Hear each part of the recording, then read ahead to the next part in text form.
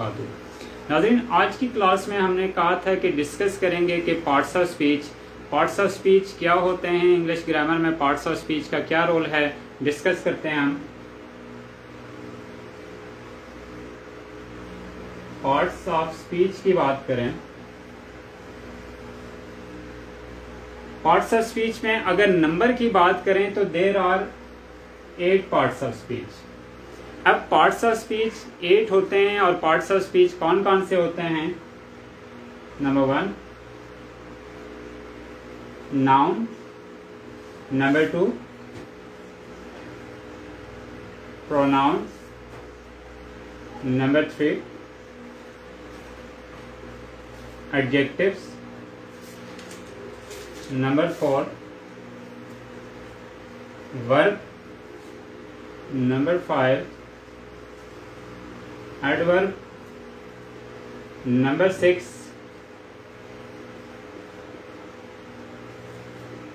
Preposition, number 7 conjunction, number 8 interjection. अब parts of speech में number की बात करें तो there are 8 parts of speech. हमने लिस्ट बना ली कि 8 पार्ट्स ऑफ स्पीच हैं, लेकिन अगर लेटेस्ट ग्रामर की बात करें तो पार्ट्स ऑफ स्पीच के अंदर स्टूडेंट्स एक और चीज होती है जिसको कहा जाता है, नंबर 9 में मैं यहाँ लिख रहा हूं, जिसको कहा जाता है आर्टिकल्स। अब जो हमारे पास ग्रामर की बुक्स हैं, ग्रामर की बुक्स के अंदर आर्टिकल को पार्ट्स ऑफ स्पीच में शामिल नहीं किया गया, क्योंकि पार्ट्स जो आर्टिकल होते हैं ये पार्ट्स ऑफ स्पीच के अंदर एडजेक्टिव्स के अंदर ऑलरेडी मौजूद होते हैं। अब एडजेक्टिव के अंदर ऑलरेडी कैसे मौजूद होते हैं? एडजेक्टिव में अगर हम बात करें कि आई हैव आ बुक, यानी मेरे पास एक किताब है, आई हैव आ पेन, मेरे पास एक पेन है, तो इसलिए आर्टिकल को पार्ट्स ऑफ स्पीच के अंदर शामिल नहीं किया जाता। अब बात हमने की कि पार्ट्स ऑफ स्पीच 8 होते हैं, noun, pronoun, adjectives, verb, adverb, preposition, conjunction और इंटरजेक्शन। इसको इंग्लिश ग्रामर में ट्रीशन भी कहा जाता है। अगर आप इसको देखें कि प्रीपोजिशन TION, कंजक्शन TION और इंटरजेक्शन TION, इसलिए इसको इंग्लिश ग्रामर में ट्रीशन का भी नाम दिया जाता है।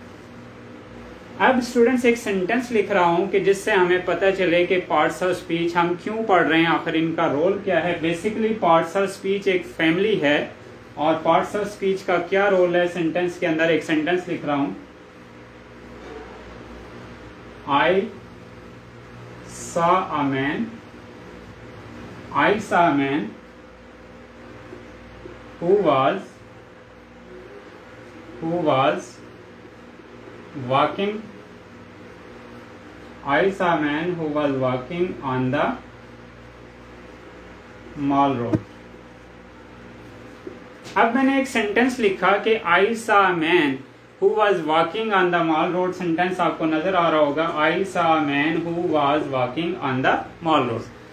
स्टूडेंट्स इस सेंटेंस के अंदर हर एक वर्ड को पार्ट्स ऑफ स्पीच के मुताबिक हमने नाम रखना है, यानी आप ये समझ लें कि ये इस सेंटेंस के अंदर डिफरेंट वर्ड्स हैं, ये वर्ड्स की एक फैमिली है। तो ऑब्वियसली फैमिली में जब भी कोई नया मेहमान आता है तो उसका नाम सोचा जाता है, तो इसीलिए पार्ट्स ऑफ स्पीच के मुताबिक ये हमारे पास फैमिली मौजूद है। इनके नाम नहीं रखे अभी हमने, तो इनके नाम रखने हैं कि पार्ट्स ऑफ स्पीच में किस वर्ड को हमने क्या नाम देना है। तो पहला वर्ड हमारे पास आई है, ऊपर नंबर लिखे हुए हैं, मैं आपका टाइम सेव कर रहा हूं कि नंबर के मुताबिक जाऊंगा। पहले नंबर पे नाउन है, दूसरे नंबर पे प्रोनाउन है, तो आई के नीचे मैं लिखने जा रहा हूं नंबर 2 कि आई क्या है, आई प्रोनाउन है। सा क्या है, तो सा नंबर 4, सा यहाँ पे वर्ब है। आ क्या है, अब पार्ट्स ऑफ स्पीच में अगर मैं आर्टिकल ना लिखता तो आ को हम नंबर नहीं दे सकते थे, तो नंबर 9 पे मैंने लिखा आर्टिकल।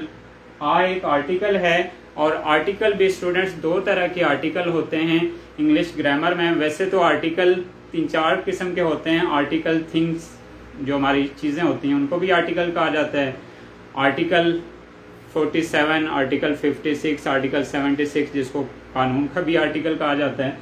लेकिन हमारी इंग्लिश ग्रामर में आर्टिकल जो हैं डेफिनेट आर्टिकल और इनडेफिनेट आर्टिकल दो होते हैं। यहाँ पे इनडेफिनेट आर्टिकल है। मैन क्या है? मैन यहाँ पे नाउन है, तो नाउन नंबर 1 पे है, तो मैन हमारे पास नाउन है, इसलिए नंबर 1 लिख दिया मैंने। हु क्या है? अब इसमें अगर देखें तो हु प्रोनाउन है। हु कौन सा प्रोनाउन है ये हम आगे डिटेल में देखेंगे। वैसे आपको आइडिया थोड़ा सा दे दूं कि प्रोनाउन जो होते हैं WH वाले, हु, व्हाट, विच या दैट, अब ये ऐसे प्रोनाउन हैं सेंटेंस के दरमियान में यूज होते हैं, लिंक क्रिएट करने के लिए इस्तेमाल होते हैं, तो इन प्रोनाउन को हम रिलेटिव प्रोनाउन कहते हैं। मोस्टली ये क्वेश्चन एग्जाम्स में आता है और इसको रिलेटिव प्रोनाउन कहते हैं। जब भी WH वाले कोई भी वर्ड सेंटेंस के दरमियान में आए तो उनको कहते हैं ये रिलेटिव प्रोनाउन है। वाज क्या है यहाँ पे? वाज भी वर्ब है। वर्ब की कौन सी किस्म है यहाँ पे? वाज वर्ब की यहाँ पे लिंकिंग वर्ब है। फिलहाल हम डिटेल में नहीं जा रहे, तो simple parts of speech verb है। वॉकिंग भी वर्ब है, और वॉकिंग कौन सा वर्ब है? पार्टिसिपल वर्ब है वॉकिंग। ऑन क्या है? पार्ट्स ऑफ स्पीच में से नंबर 6 प्रेपोजिशन है। द नंबर 9 आर्टिकल है। अब मॉल रोड की अगर बात करें तो मॉल रोड, अब मॉल रोड चूंकि प्रॉपर नाउन है तो कैटेगरी तो नाउन की है ना, तो मॉल रोड यहाँ पे हम नंबर 1 लिख लेंगे।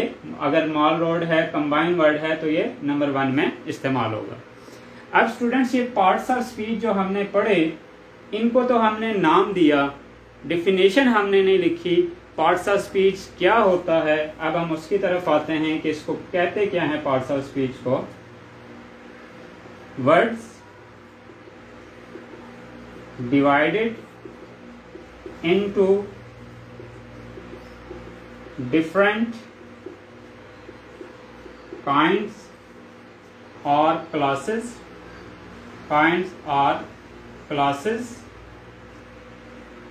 are called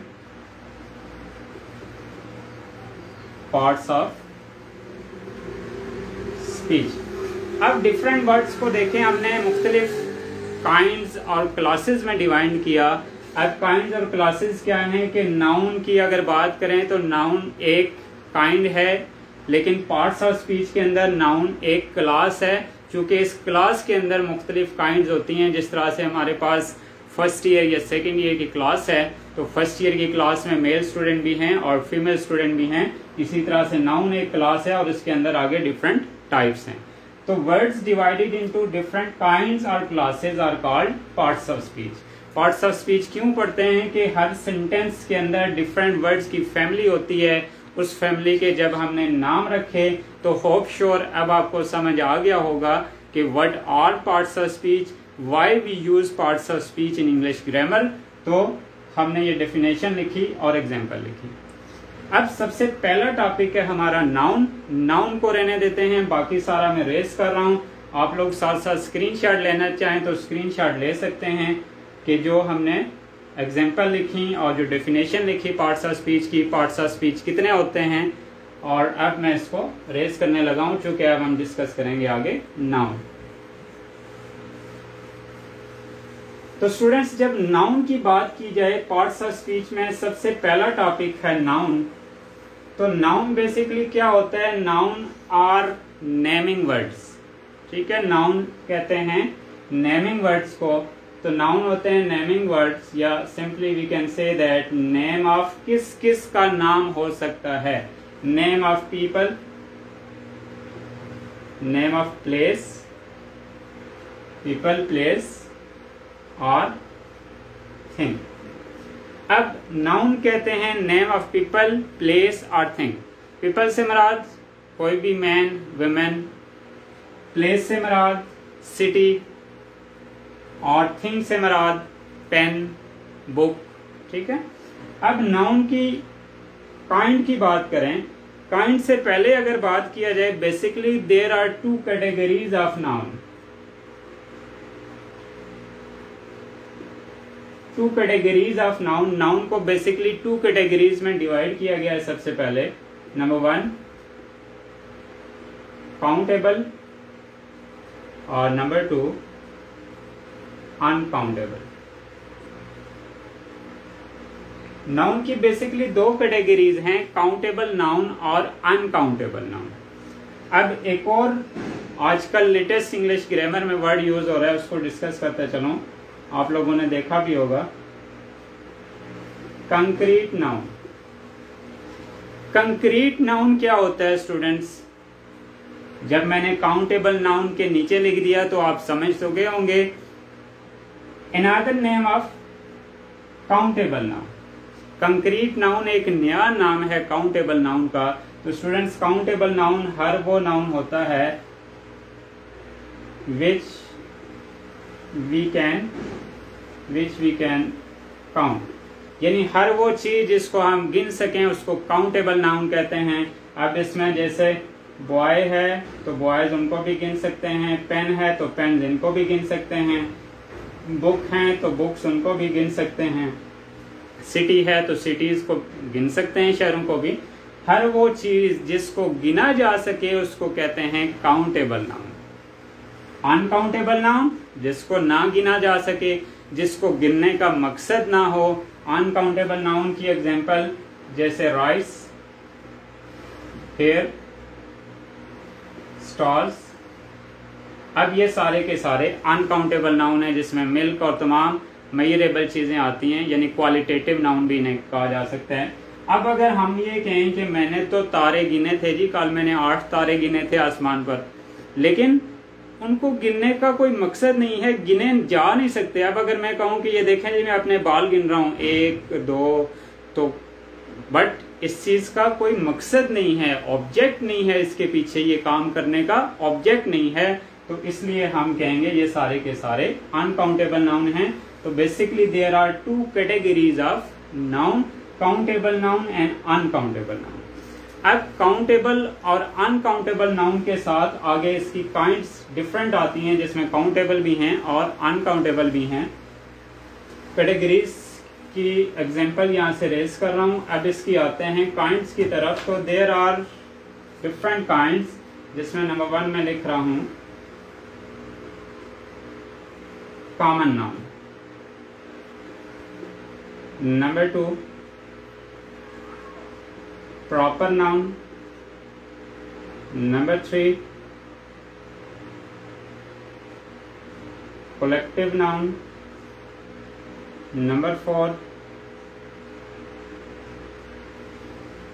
compound noun, number 5 material noun, number 6 abstract noun. ये मोस्टली वो टाइप्स हैं जो हमें हर क्लास में पढ़ाई जाती हैं। Common noun, proper noun, collective noun, compound noun, material noun और एब्स्ट्रैक्ट नाउन। इसके अलावा अदर कैटेगरीज भी हैं, singular noun, plural noun, masculine noun और फेमिनिन नाउन, ये इसकी अदर कैटेगरीज हैं। कॉमन नाउन की बात करें तो डेफिनेशन की तरफ आते हैं, name of any person, place और थिंग। किसी भी शख्स का नाम, किसी भी जगह का नाम या किसी भी चीज का नाम होता है कॉमन नाउन। किसी भी शख्स से मुराद मैन, किसी भी शख्स से मुराद मैन, किसी भी प्लेस से मुराद सिटी, किसी भी थिंग से मुराद बुक। तो ये हमने कॉमन नाउन लिखा। जब प्रॉपर नाउन की बात करें तो प्रॉपर नाउन में आता है name of particular person. Particular person, name of particular person. Particular का मतलब होता है खास। अब खास से ये मुराद नहीं है कि कायदे आजम प्रॉपर नाउन है या अल्लामा इकबाल प्रॉपर नाउन है, तो खास से ये मुराद कतन नहीं है। नॉर्मली हमें लिखवाया जाता है जी प्रॉपर नाउन लिखें, कायदे आजम, अल्लामा इकबाल, इस्लामाबाद, कराची। तो पर्टिकुलर पर्सन से मुराद आपका नाम भी हो सकता है, मेरा नाम भी हो सकता है। पर्टिकुलर पर्सन से मुराद अहमद, इमरान, ठीक है, कोई भी नाम हो सकता है, वो पर्टिकुलर होना चाहिए। सिटी से मुराद रावलपिंडी, इस्लामाबाद, फैसलाबाद, कराची, लाहौर, तो particular person. Collective noun, collective noun कहते हैं name of group of people. Simply मैं वन वर्ड में इसको लिख रहा हूं, यहां से आप याद रखिएगा, group of people, collective noun, group of people. Word एक है, उस वर्ड के अंदर बहुत सारे लोग हैं, group of people. Group of people पे जोर देना है आपने। अब जैसे आर्मी सब लोग जानते हैं, वन वर्ड है, बहुत सारे लोग हैं। उसके बाद टीम, मशहूर मारूफ पाकिस्तान क्रिकेट टीम, टीम है तो टीम के अंदर बहुत सारे खिलाड़ी हैं, ठीक है। इसी तरह से army, gang, group of people, cattle, मवेशियों की बात करें, एनिमल की बात करें। अच्छा, उसके बाद आते हैं कंपाउंड। कंपाउंड कहते हैं दो चीजें मिलाकर जब एक नाम बने तो उसको कहते हैं कंपाउंड नाउन। होप श्योर आप लोग साथ साथ चल रहे होंगे। सॉरी, कंपाउंड की बात कर रहा हूं। कंपाउंड में दो नाम आते हैं, ठीक है, दो नाम आते हैं कंपाउंड में। जैसे आपके सामने कंपाउंड की बात करें, व्हाइट बोर्ड, व्हाइट बोर्ड दो नाम हैं कंपाउंड की बात करें। आइसक्रीम, गर्मियों का सीजन है, मिल्क शेक, ठीक है, वाटर बोतल, पेट्रोल स्टेशन, यानी हर वो वर्ड जिसमें दो नाम आए, wrist watch, wall clock, white board, board marker, ठीक है, हर वो चीज जिसमें दो नाम आए तो उससे याद रखिएगा कंपाउंड नाउन। या मैं डेफिनेशन लिखता हूं ब्रैकेट में, मेड ऑफ टू नाउन्स। अब कंपाउंड नाउन के अंदर एक और फैमिली आती है, इन लॉज, ठीक है। कंपाउंड नाउन के अंदर कुछ रिश्ते भी आते हैं, ठीक है, जैसे स्टेप फादर, स्टेप मदर। अब compound noun in laws, brother in law, sister in law, mother in law, ये सारे के सारे जो मैंने वर्ड बोले इनको कहते हैं कंपाउंड नाउन। मटेरियल नाउन की तरफ आते हैं, हर वो चीज जो किसी ना किसी मेटल की बनी हो। नॉर्मली मटेरियल नाउन जो हमें सिखाए जाते हैं या बोले जाते हैं, गोल्ड, सिल्वर, आयरन, प्लास्टिक और इसके साथ वुड, ये सारे के सारे मटेरियल नाउन। एब्स्ट्रैक्ट नाउन की तरफ आए, जस्ट वन वर्ड में आपको बताता हूं एब्स्ट्रैक्ट नाउन, फीलिंग्स, यानी फीलिंग्स। एब्स्ट्रैक्ट नाउन में कोई और चीज नहीं होती, जस्ट फीलिंग होती है। जैसे बड़ी कॉमन सी चीज, पेशेंस, जिसकी हम सब में बड़ी कमी है पेशेंस की, ठीक है। तो बी पेशेंस, हर एक में कमी है, कोशिश करें कि इस कमी को मैं और आप मिलकर दूर करें कि हमारे अंदर पेशेंस की कमी है। पेशेंस होना चाहिए, टॉलरेंस होना चाहिए, टॉलरेंस भी एब्स्ट्रैक्ट नाउन है। इसी तरह से दूसरी चीज, लव, आजकल रिश्तों में इसकी भी बड़ी जरूरत है, बड़ी कमी है रिश्तों में प्यार की। तो ये सारे के सारे एब्स्ट्रैक्ट नाउन हैं जो मैंने आपको 3 से 4 एग्जाम्पल दिए। नाउन में एक और बड़ा इंपॉर्टेंट नाउन है, उसकी तरफ आता हूं। थोड़ा सा मैं इसको फर्स्ट 2 टॉपिक जो मैं रेज कर रहा हूं, कॉमन नाउन और प्रॉपर नाउन तक। स्टूडेंट्स, एक और नाउन है जो अक्सर इंटरमीडिएट के स्टूडेंट मुझसे सवाल करते हैं कि हमें बोर्ड के पेपर में आया था, पॉजिटिव नाउन। पॉजिटिव नाउन क्या होता है, इसकी मैं एग्जांपल से आपको क्लियर करता हूं। Positive noun, mister Amjad, mister Amjad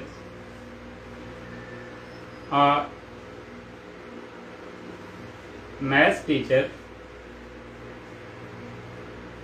is my friend. अब यहाँ पे एक अमजद हमने नाम लिखा और एक मैथ्स टीचर लिख दिया आगे।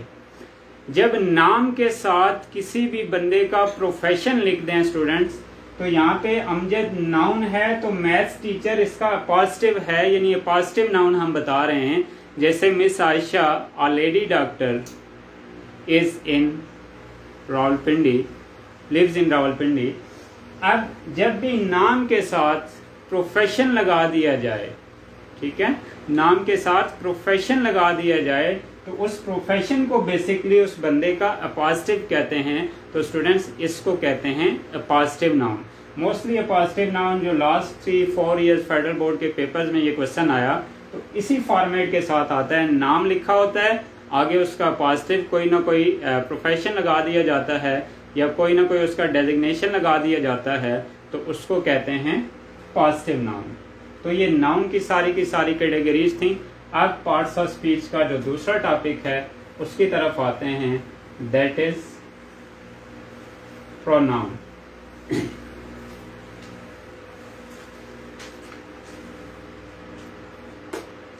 प्रोनाउन क्या होता है स्टूडेंट्स?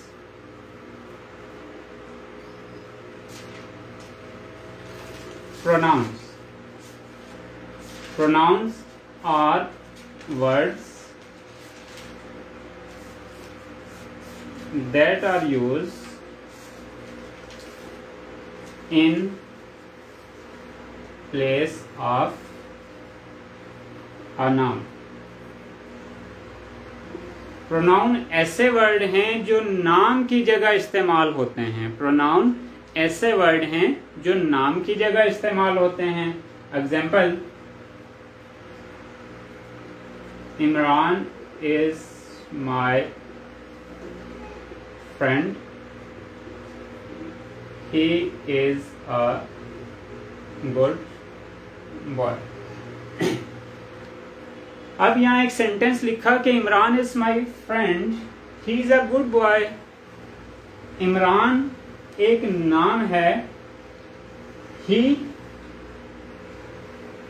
रेफर टू इमरान, यानी pronoun is a word that is used in place of noun. Noun की जगह इस्तेमाल होता है। प्रोनाउन ऐसा वर्ड है जो नाम की जगह इस्तेमाल होता है, तो इसको हम कहते हैं प्रोनाउन। यानी प्रोनाउन ऐसा वर्ड है जो नाम की जगह इस्तेमाल होता है। सिंपली प्रोनाउन की टाइप्स की तरफ आते हैं कि प्रोनाउन की टाइप्स क्या क्या होती हैं। स्टूडेंट्स, नंबर 1 है पर्सनल प्रोनाउन। बड़ा इंपॉर्टेंट टॉपिक है नरेशन के हवाले से। जब हम नरेशन पढ़ेंगे डायरेक्ट से इनडायरेक्ट बनाना, तो वहां पे प्रोनाउन का स्टूडेंट्स बड़ा इंपॉर्टेंट रोल है। या एक्टिव पैसिव आप लोग सीखते हैं तो वहां पे भी प्रोनाउन का बड़ा इंपॉर्टेंट रोल होता है। पर्सनल प्रोनाउन को वन वर्ड में डिफाइन कर रहा हूं, एक फ्रेज में डिफाइन कर रहा हूं, refer to a person. Personal pronoun refer to a person, किसी पर्सन को रेफर करते हैं। 3 तरह के होते हैं पर्सनल प्रोनाउन और वो बड़ी सिंपल सी इसकी काइंड है। First person, second person, third person. आपको समझ आ गई 3 तरह के प्रोनाउन होते हैं, फर्स्ट पर्सन, सेकंड पर्सन और थर्ड पर्सन। अब फर्स्ट पर्सन समझने वाली बात है, ये तो 1 2 3 है कि 3 तरह के प्रोनाउन होते हैं। फर्स्ट पर्सन से मुराद आई, मी या इसकी प्लूरल फॉर्म होती है वी, समटाइम इसको कन्वर्ट करके अस में भी लिखा जाता है। यानी फर्स्ट पर्सन प्रोनाउन से मुराद आई, मैं, बोलने वाला खुद, यानी मैं आपसे मुखातिब हूं, ठीक है, आई एम द स्पीकर। अब सेकंड पर्सन यानी यू, और इसकी प्लूरल फॉर्म भी यू इस्तेमाल होती है, समटाइम योर्स इस्तेमाल होता है। सेकंड पर्सन से मुराद यू पीपल, ऑडियंस, ठीक है, नाजरीन, आप लोग। यू से मतलब जिससे मैं मुखातिब हूं, मैं आप लोगों से मुखातिब हूं, तो second person you. Third person, वो एक अच्छा लड़का है। अब वो अच्छा लड़का है लेकिन वो अभी यहां तो नहीं है, वो मेरी बात तो नहीं सुन रहा, ठीक है, यहां नहीं है। थर्ड पर्सन जिसके बारे में बात की जाए। थर्ड पर्सन से मुराद ही भी हो सकता है, शी भी हो सकता है और दे भी थर्ड पर्सन पर्सनल प्रोनाउन हैं। समटाइम पर्सनल प्रोनाउन में हम इट भी यूज करते हैं फॉर एनिमल, लेकिन बहुत रेयर चांसेस के अंदर।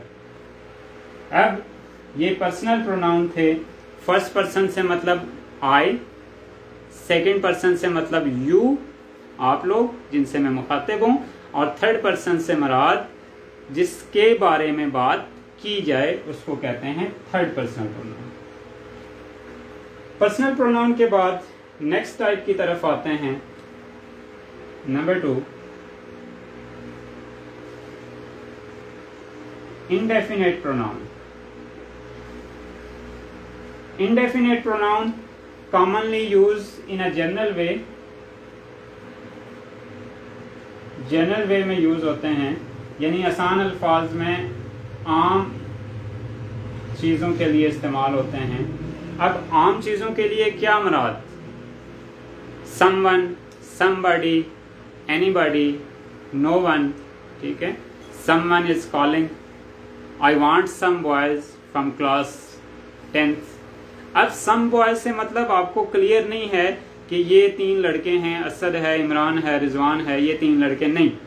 some से मुराद कोई भी लड़के। तो इसलिए जब किसी चीज़ों को जनरली रिप्रेजेंट किया जाए, ठीक है, मुझे 2-3 गाड़ियाँ चाहिए, ठीक है, मैंने ट्रिप लेके जाना है, 2-3 गाड़ियाँ चाहिए। अब 2-3 से मतलब मैंने कोई स्पेसिफिक तो नहीं किया कि ये गाड़ी चाहिए, तो उसको कहते हैं इंडेफिनेट प्रोनाउन। नेक्स्ट प्रोनाउन की कैटेगरी की तरफ आते हैं, प्रोनाउन की काइंड की तरफ आते हैं। नेक्स्ट प्रोनाउन की 2 टॉपिक डिस्कस कर रहा हूँ आपके साथ, बड़े इंपॉर्टेंट हैं इंटरमीडिएट के एग्जाम्स के हवाले से भी, और मोस्टली जो इंट्रेंस एग्जाम्स होते हैं उसमें भी ये 2 प्रोनाउन बड़े इस्तेमाल होते हैं। पहला है reflexive pronoun, reflexive pronoun, emphatic pronoun. Reflexive pronoun और एम्फेटिक प्रोनाउन। अब स्टूडेंट्स, रिफ्लेक्सिव प्रोनाउन और एम्फेटिक प्रोनाउन की पहली जो आइडेंटिफिकेशन है, ये सेल्फ या सेल्फ से एंड होते हैं। एम्फेटिक की भी यही पहचान है। ये तो बड़ा कंफ्यूजिंग हो गया कि दोनों एक ही कैटेगरी के हैं, सेल्फ या सेल्फ से एंड हो रहे हैं, तो हमें पता कैसे चलेगा कि कौन सा रिफ्लेक्सिव है तो कौन सा एम्फेटिक है? इसकी तरफ आते हैं। I do my work, I do my work my self, I do my work my self. अब जब भी सेल्फ या सेल्फ वाला वर्ड सेंटेंस के एंड में या दरमियान में आए तो इसको कहते हैं ये रिफ्लेक्सिव प्रोनाउन है। सुनिएगा बात गौर से, जब भी सेल्फ या सेल्फ वाला वर्ड सेंटेंस के एंड में या सेंटेंस के दरमियान में आए तो इसको कहते हैं ये रिफ्लेक्सिव प्रोनाउन है। और स्टूडेंट्स, जब ये वर्ड सब्जेक्ट के फौरन बाद आए, she herself is responsible, she herself is responsible for her failure। Subject के फौरन बाद एक और एग्जांपल लिख रहा हूं, they themselves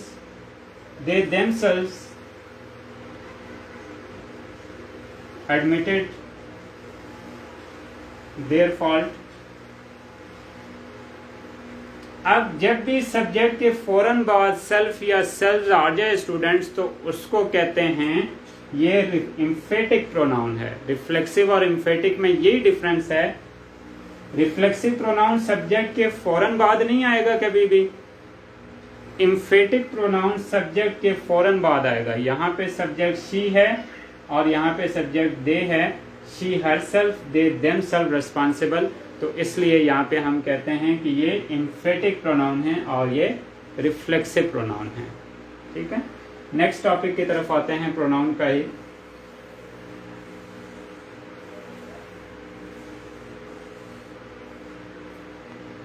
next topic pronoun के अंदर है स्टूडेंट्स, बड़ा इंपॉर्टेंट है ये भी क्वेश्चन के हवाले से ठीक है, इंटरमीडिएट के क्वेश्चंस हों या ग्रेजुएशन के क्वेश्चंस हों या CSS के एग्जाम्स हों या किसी भी इंट्री टेस्ट में जो आपके MCQs आते हैं। पहला है इंट्रोगेटिव प्रोनाउन और रिलेटिव प्रोनाउन। इंट्रोगेटिव प्रोनाउन क्या होते हैं? Who, which, that, who, which, what. अब ये इंट्रोगेटिव प्रोनाउन हैं, who, which, what, whom, whose. अब मैं अगर कहूं कि हु, विच, व्हाट, ये सारे के सारे रिलेटिव प्रोनाउन भी हैं, तो कैसे आइडेंटिफाई करेंगे कि कब ये इंट्रोगेटिव हैं, कब ये रिलेटिव हैं? एग्जांपल के साथ क्लियर करता हूं कंसेप्ट। स्टूडेंट्स, जब भी WH वाला word who are you underline हो, WH वाला वर्ड सेंटेंस के स्टार्ट में हो और वो अंडरलाइन भी हो, तो उस वक्त हम इसको कहते हैं हु क्या है? इंट्रोगेटिव प्रोनाउन है। Which is your book, which is your pen या which is your book.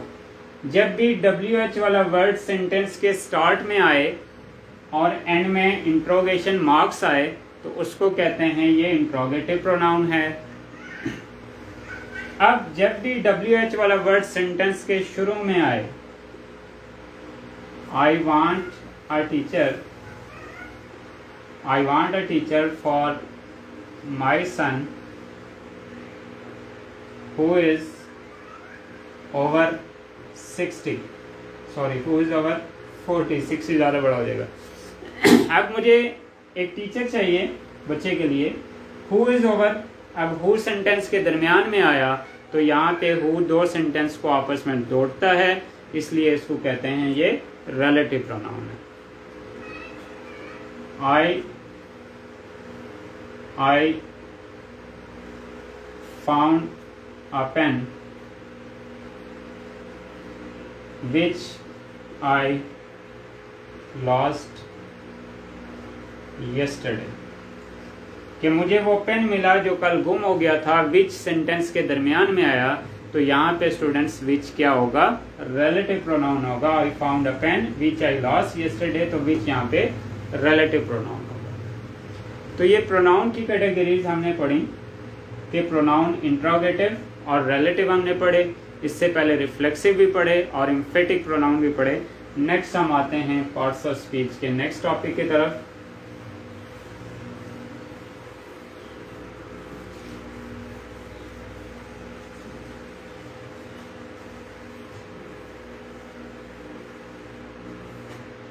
Next topic है पार्ट्स ऑफ स्पीच के अंदर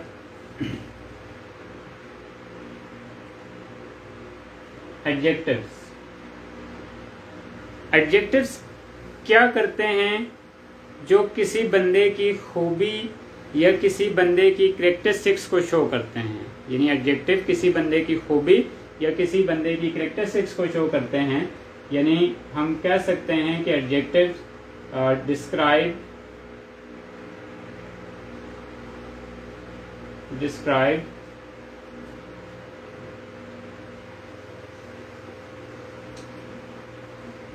characteristics of a noun or pronoun। Noun या प्रोनाउन की कैरेक्टरिस्टिक्स यानी खूबियों या खामियों को रिप्रेजेंट करते हैं एडजेक्टिव। यानी he is a good boy.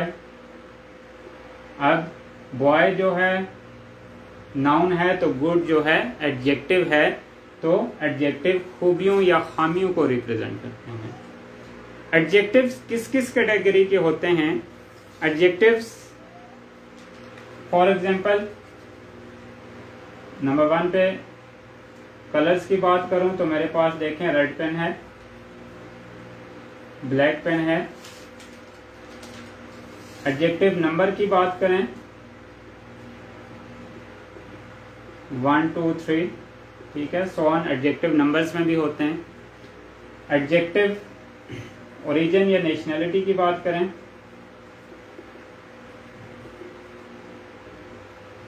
Origin की बात करें तो पाकिस्तानी। नंबर 4 एडजेक्टिव शेप में भी होते हैं, शेप की बात करें तो राउंड, सर्कल। उसके बाद एडजेक्टिव मटेरियल की में भी होते हैं, मटेरियल की बात करें तो प्लास्टिक, वुड एक्सेट्रा। तो डिफरेंट किस्म के हमारे पास एडजेक्टिव होते हैं, ठीक है, जिसमें से हमने चंद डिस्कस किए कि एडजेक्टिव क्या क्या होते हैं। एडजेक्टिव की डिग्रीज होती हैं 3 डिग्रीज। आपने एडजेक्टिव की डिग्रीज की बात करें तो एडजेक्टिव की 3 डिग्रीज होती हैं।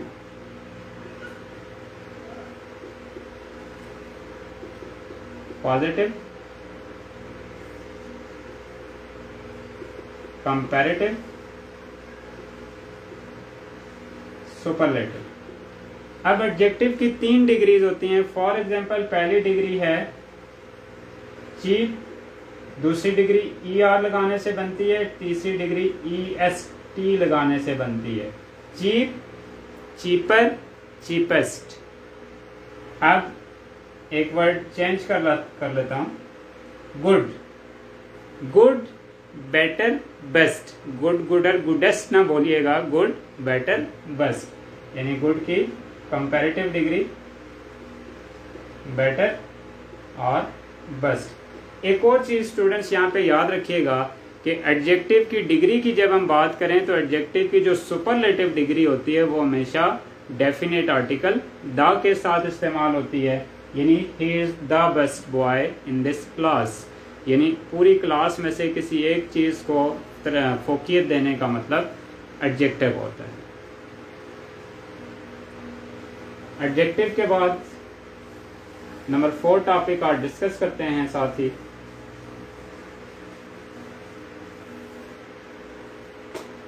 बड़ा इंपॉर्टेंट टॉपिक ग्रामर के हवाले से, verb is an action.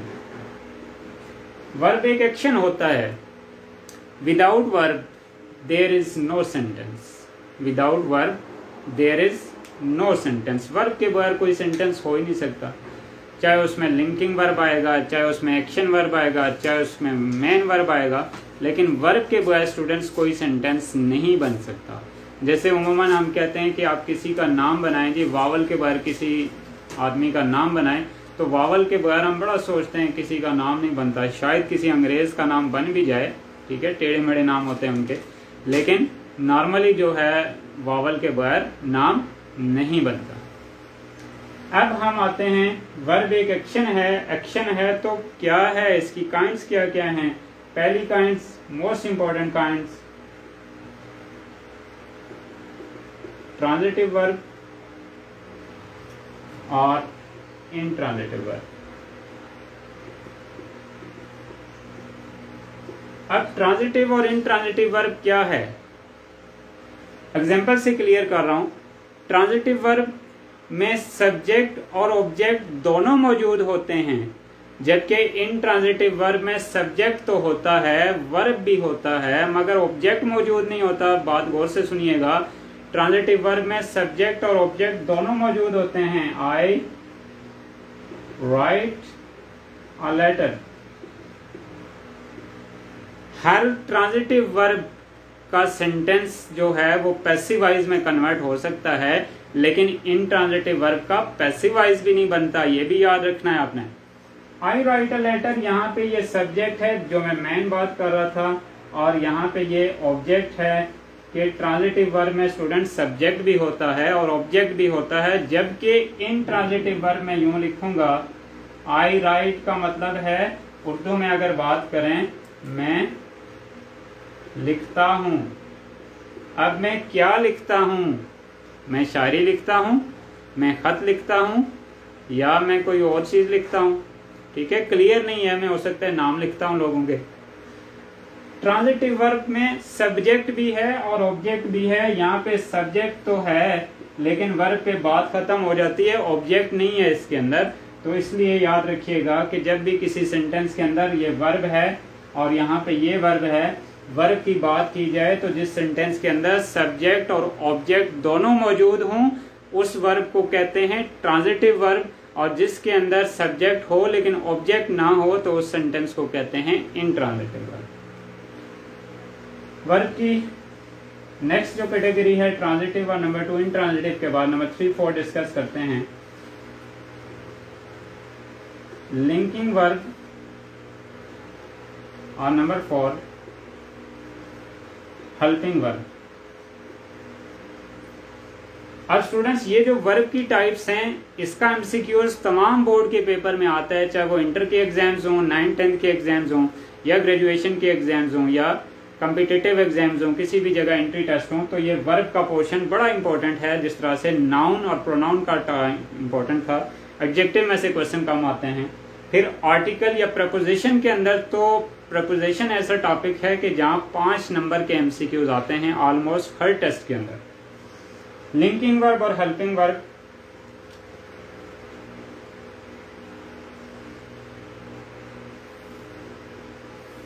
He is a boy.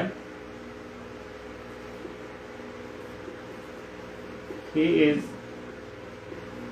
going to school। Complete कर लेते हैं सेंटेंस। अब मैंने 2 सेंटेंस लिखे। ही इज अ बॉय, यहाँ भी इज वर्ब है। He is going to school, यहाँ पे भी इज वर्ब है। अब यहाँ पे इज मैंने इधर लिखा तो ऑब्वियसली लिंकिंग वर्ब होगा, और यहाँ पे जो इज है ये हेल्पिंग वर्ब है। ऐसा क्यों है?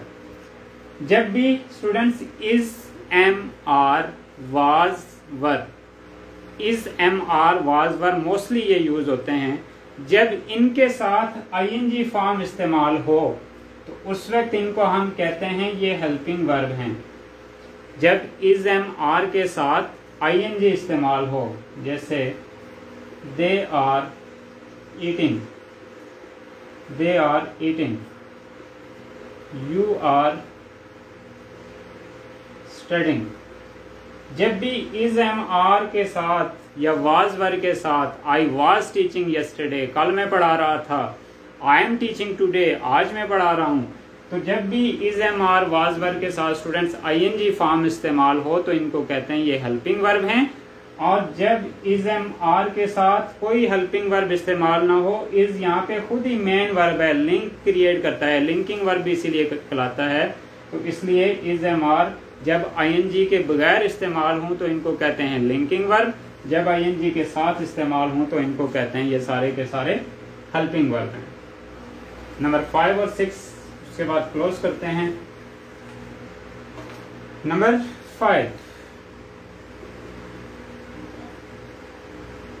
Regular verb, number 6 irregular verb. Students regular verb और इर्रेगुलर वर्ब ऐसा वर्ब होता है जिसकी past participle form play, play की पास्ट फॉर्म यानी second form played, third form played, जिसकी सेकंड और थर्ड फॉर्म ईडी से बने, जिसकी सेकंड और थर्ड फॉर्म ईडी से बनती हो तो उसको कहते हैं रेगुलर वर्ब। इर्रेगुलर वर्ब जिसकी सेकंड और थर्ड फॉर्म